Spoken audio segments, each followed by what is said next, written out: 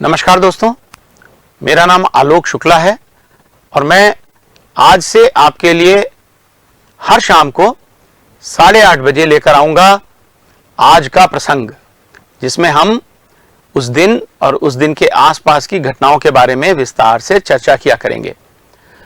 तो आज 12 जनवरी के दिन स्वामी विवेकानंद का जन्म हुआ था, इसलिए स्वामी विवेकानंद की जयंती को हम लोग नेशनल यूथ डे या राष्ट्रीय युवा दिवस के रूप में मनाते हैं।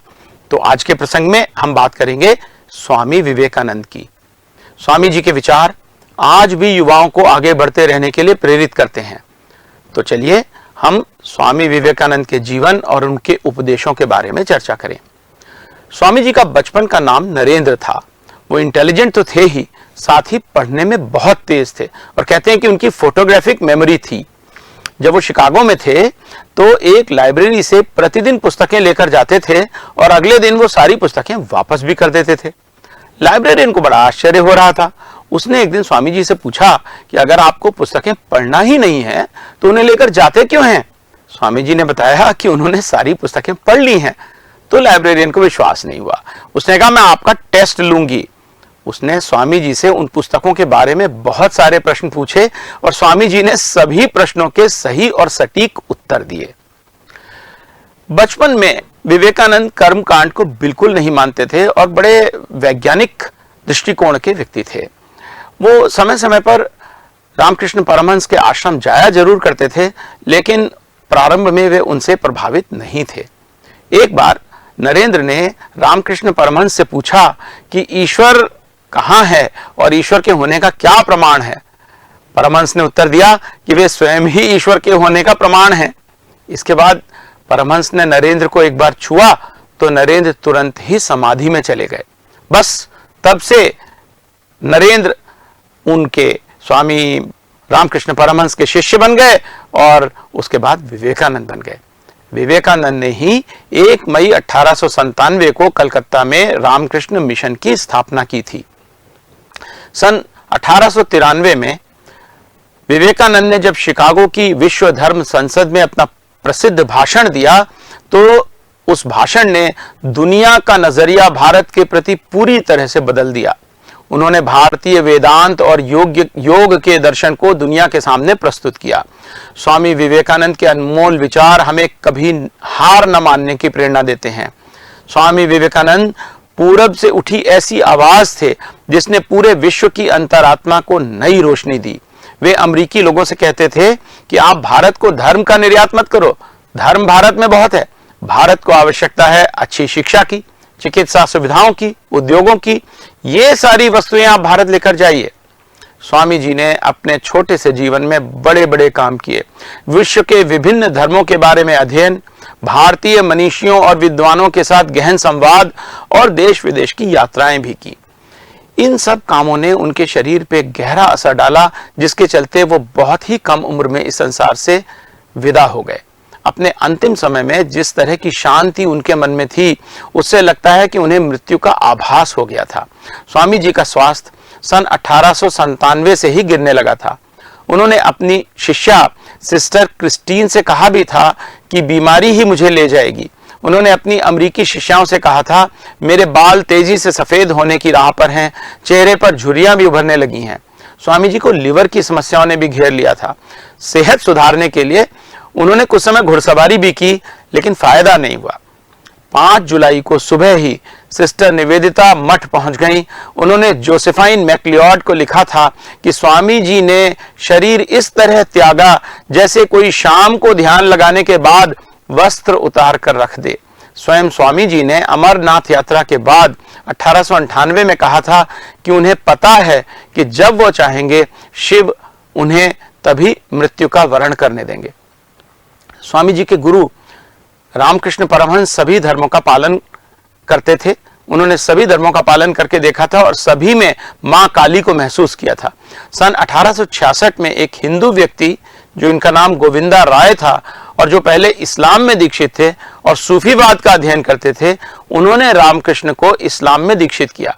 रामकृष्ण ने इस्लाम के संबंध में कहा है कि यह भी ईश्वर की प्राप्ति का एक मार्ग है। 1873 के अंत में रामकृष्ण ने ईसाई धर्म का अभ्यास शुरू किया। शंभू चंद्र मल्लिक नाम के उनके भक्ति थे। उन्होंने रामकृष्ण को बाइबल पढ़ाई तो वो यीशु के जीवन और शिक्षाओं को अच्छी तरह से जान गए। रामकृष्ण परमहंस के विचारों के प्रभाव के कारण स्वामी विवेकानंद भी सभी धर्मों का आदर करते थे। इस्लाम को लेकर विवेकानंद की व्यापक सोच का पता अल्मोड़ा के मोहम्मद सरफराज हुसैन को लिखे उनके एक पत्र से लगता है। 10 जून 1898 को लिखे इस पत्र में स्वामी जी ने विस्तार से बताया है कि किस तरह इस्लाम और सनातन धर्म मिलकर मानव जाति का कल्याण कर सकते हैं। विवेकानंद ने अपने पत्र में लिखा है, मैं ये जानकर बेहद प्रसन्न हूं कि प्रभु चुपचाप हमारी मातृभूमि के लिए अद्भुत चीजें तैयार कर रहे हैं। इसे वेदांतवाद कहें या कोई भी वाद, सच तो यह है कि धर्म और विचार का अंतिम शब्द है अद्वैतवाद। यही एकमात्र ऐसी स्थिति है जिसमें सभी धर्मों और संप्रदायों को प्रेम की दृष्टि से देखा जा सकता है। स्वामी जी सदैव साहस रखने को कहते थे। इस संबंध में एक मजेदार घटना का जिक्र किया जा सकता है। एक बार स्वामी जी बनारस गए। वहां मंदिर से निकलने पर कुछ बंदर उनके पीछे लग गए। वे कुछ भी करें पर बंदर उनका पीछा नहीं छोड़ रहे थे। एक सन्यासी वहां बैठे हुए थे। उन्होंने देखा तो स्वामी जी से कहा, पीछे मुड़कर इनका सामना करो। स्वामी जी पीछे मुड़े तो बंदर डरकर भाग गए। स्वामी जी भारत भूमि को तीर्थ की भांति मानते थे। जब 4 वर्षों तक विदेश में रहकर वो वापस आ रहे थे तो उनके लंदन के मित्रों ने पूछा कि 4 साल तक पश्चिमी देशों के ऐश्वर्य के जीवन के बाद भारत लौटना उन्हें कैसा लग रहा है। स्वामी जी ने उत्तर दिया, भारत को मैं जी जान से प्रेम करता हूं। भारत की धूल मेरे लिए पवित्र है, भारत की हवा मेरे लिए पवित्र है। अब मैं इसी पावन भूमि पर लौट रहा हूं जो मेरे लिए तीर्थ है। स्वामी जी वैज्ञानिक दृष्टिकोण भी रखते थे और एक बहुत मजेदार बात जो बहुत कम लोगों को पता है उसके बारे में मैं आपको बता रहा हूं। सन 1893 में स्वामी विवेकानंद पानी के जहाज RMS एम्प्रेस ऑफ इंडिया से योकोहामा से वैंकूवर जा रहे थे। उनके साथ इस जहाज पर JN टाटा भी थे। उनमें आपस में बात होने लगी। बातचीत के दौरान टाटा ने स्वामी जी को बताया कि टाटा इस्पात बनाने की प्रौद्योगिकी भारत में आयात करना चाहते हैं। विवेकानंद ने कहा, ये तो बहुत अच्छी बात है, लेकिन देश में भी विज्ञान के विकास की आवश्यकता है। विवेकानंद वहां से शिकागो चले गए और टाटा इस्पात बनाने की प्रौद्योगिकी लेकर भारत आ गए। विवेकानंद से हुई बातचीत से प्रभावित होकर टाटा ने भारत में विज्ञान के विकास की संस्था बनाने का कार्य प्रारंभ किया। 5 साल बाद टाटा ने स्वामी जी को लिखा कि वे इस संस्था का नेतृत्व करें। उन्होंने नेतृत्व तो नहीं किया, लेकिन रामकृष्ण मिशन ने टाटा के प्रयासों की बहुत सराहना की। JN टाटा की मृत्यु 1904 में हो गई, लेकिन उनके प्रयासों से 1909 में Indian institute of science Bengaluru बना, जो आज भारत का विज्ञान का सबसे बड़ा इंस्टीट्यूट है। एक दो और छोटी छोटी मजेदार बातें स्वामी जी के बारे में जानते हैं। स्वामी जी आप सब देखते हैं, उनकी चित्र आपने देखे होंगे, उनकी मूर्तियां आपने देखी होंगी। केसरिया रंग की पगड़ी पहने रहते थे। इसके बारे में भी एक कथा है। बंगाली होने के कारण स्वामी जी पगड़ी नहीं पहनते थे। वो वर्ष 1891 में खेतरी के राजा साहब से मिले तो उस समय राजस्थान में बहुत गर्मी चल रही थी, लू चल रही थी। राजा साहब ने लू से बचने के लिए पगड़ी पहनने की सलाह दी और इतना ही नहीं, राजा साहब ने स्वामी जी को पगड़ी बांधना भी सिखाया। जब से ये हुआ तब से स्वामी जी लगातार केसरिया पगड़ी पहनने लगे। भारत को एक करने का और भारत के विकास का स्वप्न स्वामी जी ने कन्याकुमारी में देखा था।